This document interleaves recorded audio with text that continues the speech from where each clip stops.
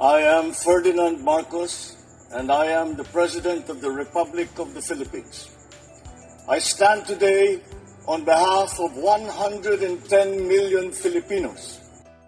Hi everyone, hello universe, it's me again. Shoutout sa inyo mga kababayan. Hello sa mga Marcos Loyalists and supporters, Filipinos and OFW, hello po. Ayan, mayroon tayong upload videos, updates.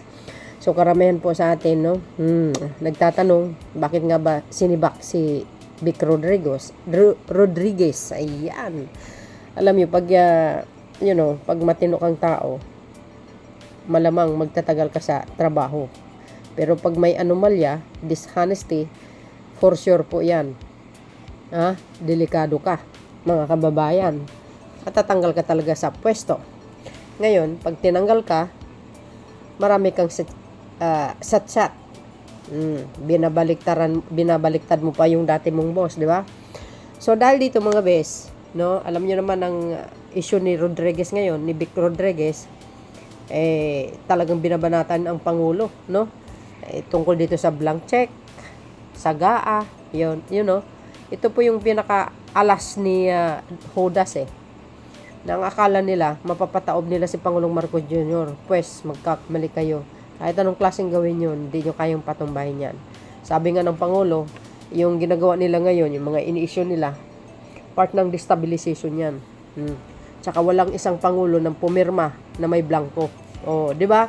Alam ni Digong yan. Kasi mga kababayan, wala na kasi sila makuhang issue laban sa pamahalaan kay Pangulong Marcos Jr.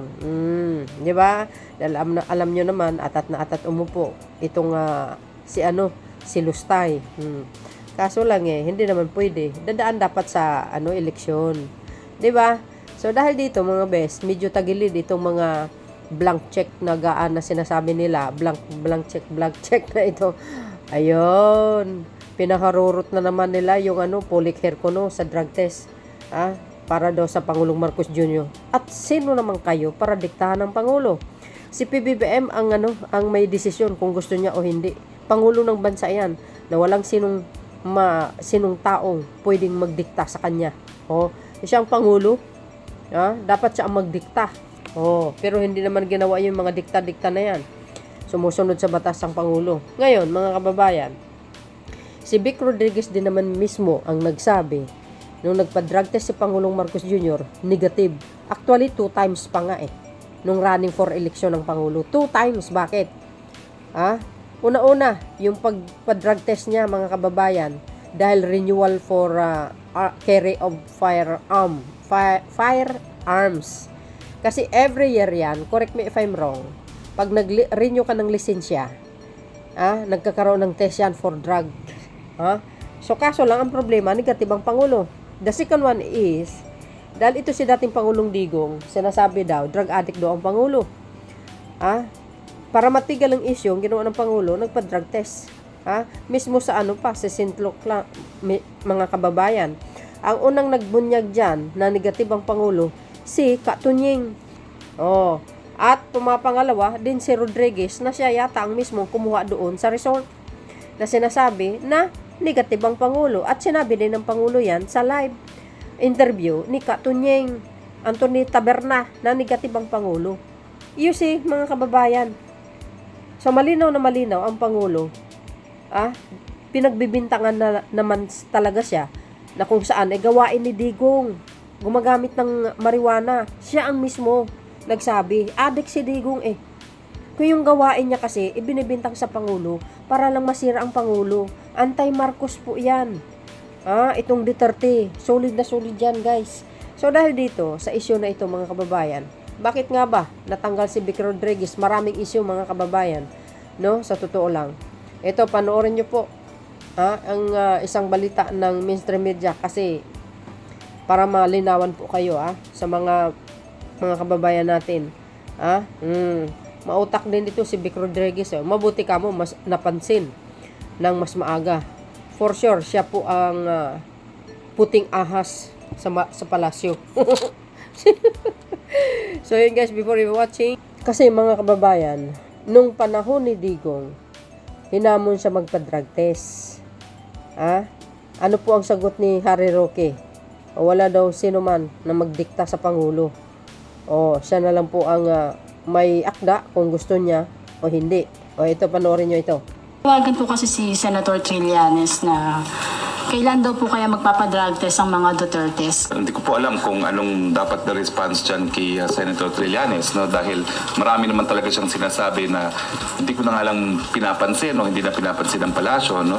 Pero ngayon po, hindi ko po alam kung anong sasabihin sa kanya other than ang presidente po ay halal ng bayan. Kung gusto pong magpa-drug test si presidente, gagawin niya, pero hindi po para utusan siya ng kahit sino. O, di ba? Narinig yung sinabi ni Atty. Harry Roque. O, para sa mga DDS, ha? O, halal ng bayan yan, si Pangulong Marcos Jr. At walang sino na pwedeng magdikta para magpa-drug test siya. Dahil nagpa-drug test na, tapos na, negative pa. Para yun, hello, kay Vic Rodriguez. O, narinig mo yung sinabi ni Harrieta, ni Harry Roque? O, walang sino mang tao na pwedeng diktahan ng Pangulo para magpa-drug test. At who you? Di ba? O, malinaw siguro, mga DDS. Nako ha. Galing nyo. Kahit tikom nyo naman yung mabibig nyo, magtrabaho na kayo. O, magsipag kayo para sa pamilya nyo. Puro kayo kuda, puro panggugulo lang alam nyo. O, ganun din.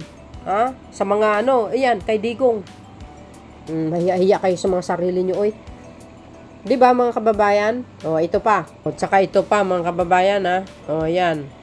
Ang sabi dyan, itong si Vic Rodriguez na dating executive secretary ay sinibak ni PBBM dahil sa korupsyon na natuklasan, nagbibinta ng posisyon sa gobyerno. Kapalit ng milyon-milyon kontra ni PBBM ang korupsyon. Tama po yun sa kanyang admin. Bilang ganti, panay ang ginagawang paninira niya kay PBBM. Tama po yun mga bes. Sa totoo lang, si Katunyeng ang mismong nagbunyag yun mga besa. Alam din po ni GPE yan. GPE may binisto kay Vic Rodriguez. Ayan gustong bumalik. Ayan. Gustong bumalik niyan kay PBBM, hindi siya tinanggap. Di ba? Tinanggihan talaga siya mga kababayan. Dahil nga doon sa mga issue. No? At isa pa, kung natatandaan niyo yung issue 2022, 350 tons yata yung in-import na bigas ng DA, mga kababayan, walang perma yung Pangulo. Ang ginawa ng yung mga opisyalis ng DA, dinuktor mga bes yung perma ni Pangulong Marcos Jr. Kaya yung isa nasibak, tinanggal sa pwesto. Ngayon, na-involve itong pangalan ni Vic Rodriguez. Di ba? So, dahil dito mga kababayan, ano po ang kapalagayan nyo? Para kompleto, detalyado, panoorin nyo po ito. Itong balita ng mainstream media. Thank you for watching. See you again on my next upload video. Bye. And babush. Follow me guys. God bless Philippines. Ito na. Hindi ikawalan na ako ay umalis o mawala sa Partido Federal ng Pilipinas. Yan ang buwelta ni dating Executive Secretary Attorney Vic Rodriguez sa pagpapatalsik sa kanya sa Partido Federal ng Pilipinas o PFP, kung saan tumatayong chairman si Pangulong Bongbong Marcos. Sa complaint affidavit na binigay sa News 5 ni PFP National Secretary General Tom Lantion, sinabi niyang nawalan sila ng tiwala at kumpiyansa kay Rodriguez dahil sa kanyang pagtataksil at pagsalungat sa partido.